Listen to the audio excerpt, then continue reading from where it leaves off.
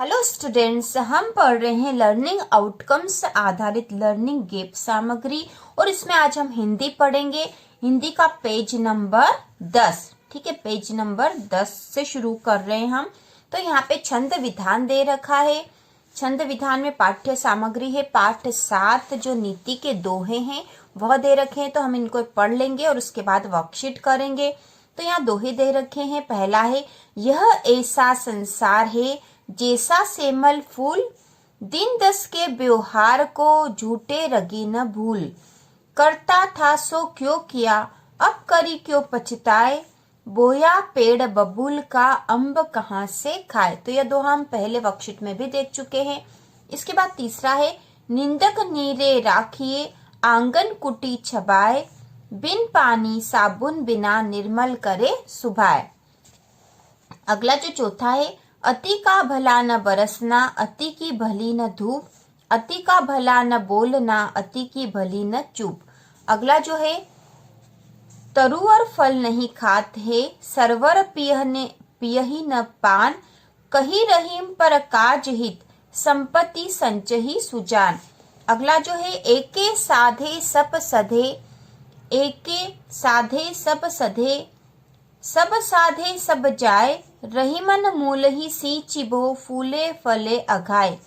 बड़े बड़ाई ना करे, बड़े न बोले बोल, रहीमन हीरा कब कहे, लाख टको टका मेरा मोल। तुलसी काया खेत है, मनसा भयो किसान, पाप पुण्य दो बीज है, बुवे सो लूने निदान। अगला जो दूसरा वाला यहाँ दे रखा है, मिथ्या माहुर सज्ज नहीं, खलही गरल सम साच, तुलसी छुअत पराई जो, पारद पावक आँच। अगला जो तीसरा है, जड़ चेतन गुण दोषमय, विश्व किन्ह करतार, संत हंस गुण गंग ही, पय परिहरि बारी विकार। अब हम वर्कशीट कर रहे हैं जो कि आपके बुक के पेज नंबर 11 पर है।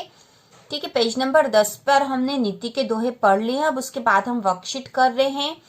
तो इसमें जो प्रश्न पहला है, रिक्त स्थानों की पूर्ति कीजिए। तो इसमें पहला है अ वाला, हिंदी में ह्रस्व स्वर है। तो हिंदी में कुल 4 ह्रस्व स्वर होते हैं। वो होते हैं, हिंदी में ह्रस्व स्वर है अ, ई, उ और री ऋषि। ठीक है, यह ह्रस्व स्वर है हिंदी में, अ, ई, उ और री। तो ह्रस्व स्वर हो गए। इसके बाद ब वाला है, ह्रस्व स्वर की मात्रा होती। तो ह्रस्व स्वर की एक मात्रा होती है। ठीक है, ह्रस्व स्वर की एक मात्रा होती है और इसे इस तरह से प्रदर्शित किया जाता है। इसके बाद स है, दीर्घ स्वर की मात्राएं होती है। तो दीर्घ स्वर की 2 मात्राएं होती है और इसे इस तरह से दिखाई जाती है। ठीक है, इसका चिन्ह होता है 2 मात्राओं का। इसके बाद है, चंद्र बिंदु वाला अक्षर माना जाता है। तो चंद्र बिंदु वाला अक्षर जो है लघु माना जाता है। ठीक है, लघु। तो यहाँ पे जो 1 है इसको भी लघु कहा जाता है, 2 को दीर्घ कहा जाता है और चंद्र बिंदु वाला अक्षर लघु माना जाता है। इसके बाद है, अनुस्वार युक्त वर्ण। तो अनुस्वार युक्त वर्ण जो है गुरु, जिसे दीर्घ भी कहा जाता है, गुरु होता है।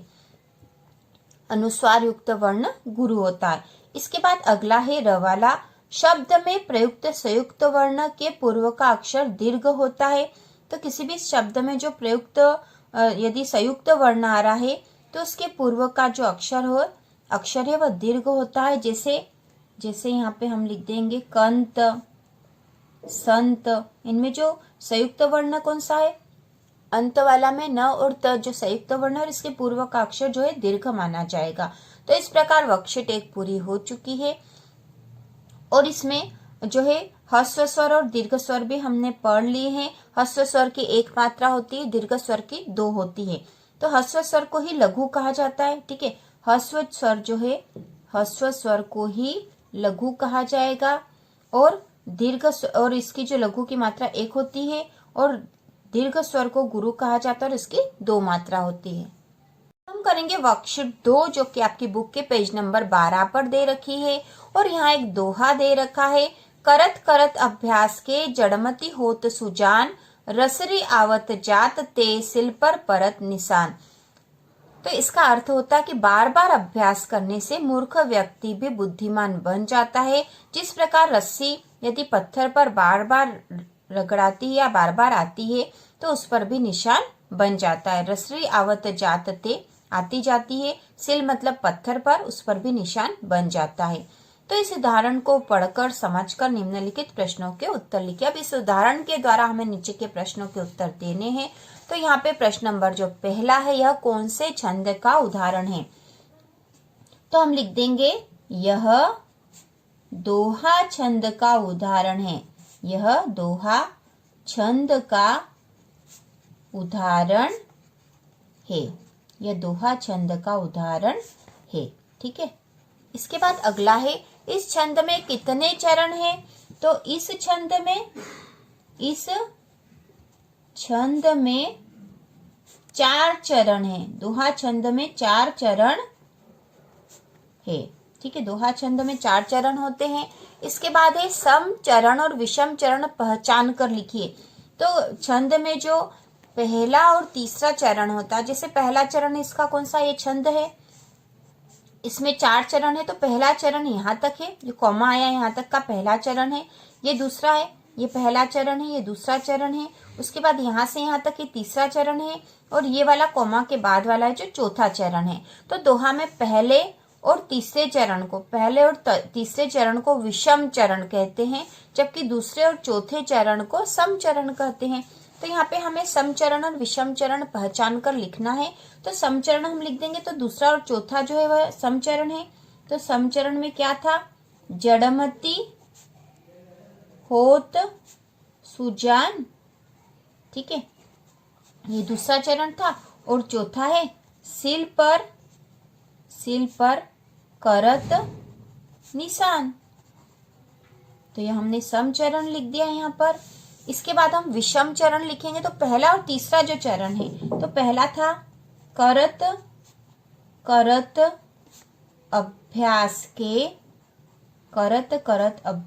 के, ठीक है। और तीसरा था रसरी आवत जात ते। ठीक है, रसरी आवत जात थे, यह विषम चरण है, पहला और तीसरा चरण, जबकि सम चरण होता है दूसरा और चौथा चरण। इसके बाद है प्रथम चरण की मात्राएं गिनकर लिखिए। ठीक है, तो प्रथम चरण की मात्राएं गिनकर लिखेंगे। तो प्रथम चरण क्या था? करत अभ्यास के। ठीक है, तो यह प्रथम चरण था और इसकी मात्राएं हम गिनकर लिखेंगे। तो जो क है इसकी एक मात्रा है, र की एक मात्रा और त की एक मात्रा होगी।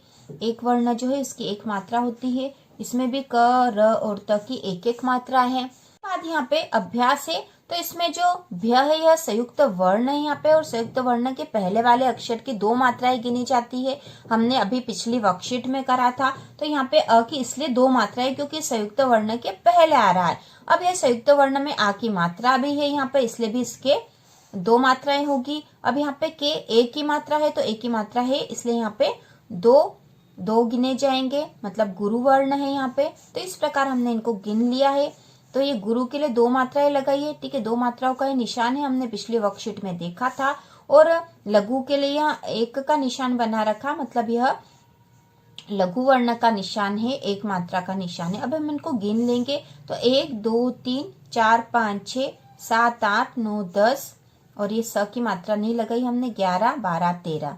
ठीक है, तो इस प्रकार कुल कितने हो गई है? 13।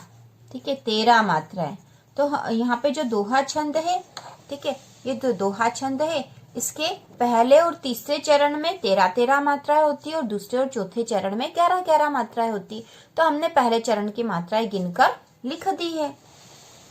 इसके बाद अगला देखेंगे, द्वितीय चरण की मात्राएं गिनकर लिखिए। ठीक है, द्वितीय चरण की मात्राएं गिनकर लिखिए। तो द्वितीय चरण कौन सा था? जड़मती होत सुजान। पहले हम द्वितीय चरण लिख लेते हैं। जड़मती होत सुजान, यह द्वितीय चरण है। अब इसकी मात्राएं गिनकर लिखेंगे। अब हम तो ज की होगी 1, इसकी भी 1, म की 1, त में छोटी ई की मात्रा। ठीक है, बड़ी ई की मात्रा होती तो इसकी 2 मात्राएं गिनते, लेकिन छोटी ई की मात्रा तो इसकी भी 1 मात्रा गिनेंगे। अब हमें मात्रा है ओ की, तो इसके लिए 2 मात्राएं होगी। त के लिए 1, और सु के लिए 1 मात्रा, जा के लिए 2 और न के लिए 1। अब हम इनको गिन लेंगे तो 1 2 3 4 5 6 7 8 9 10 और 11। तो ये हो गई कुल 11 मात्राएं। ठीक है, 11 मात्राएं। तो पहले और तीसरे चरण की 13-13 मात्राएं होती है और दूसरे और चौथे चरण की 11-11 मात्राएं होती है। अब यहाँ पे अगला प्रश्न हमसे पूछा है, दोहे के चरणों में पहले और तीसरे चरण में कितनी कितनी मात्राएं होती है। ठीक है, तो हम यहाँ लिख देंगे। ठीक है, कितनी कितनी मात्राएं होती है दोहे के चरणों में पहले और तीसरे। तो पहले और तीसरे चरण में कितनी कितनी मात्राएं होती है, तो हम लिख देंगे 13-13 मात्राएं होती है। ठीक है, 13-13 मात्राएं होती है। इसके बाद अगला है, दोहा छंद के लक्षण परिभाषा लिखिए। तो हमने दोहा छंद की परिभाषा लिख दी है। दोहा छंद के पहले व तीसरे चरण में 13-13 मात्राएं होती है तथा दूसरे व चौथे चरण में 11-11 मात्राएं होती है। यह एक सम छंद है। तो इस प्रकार दोहा छंद की परिभाषा और इसके पहले और तीसरे चरण में जो 13-13 मात्राएं होती है, तो पहले चरण की मात्राएं भी हमने गिन ली है, द्वितीय चरण की भी मात्राएं गिन ली है। तो इस प्रकार दोहा छंद वाली वर्कशीट जो 12 नंबर पेज पर है, यह पूरी हो चुकी है। इसी प्रकार के और वीडियो देखने के लिए कक्षा 8वीं की संपूर्ण जानकारी के लिए चैनल को सब्सक्राइब कीजिए।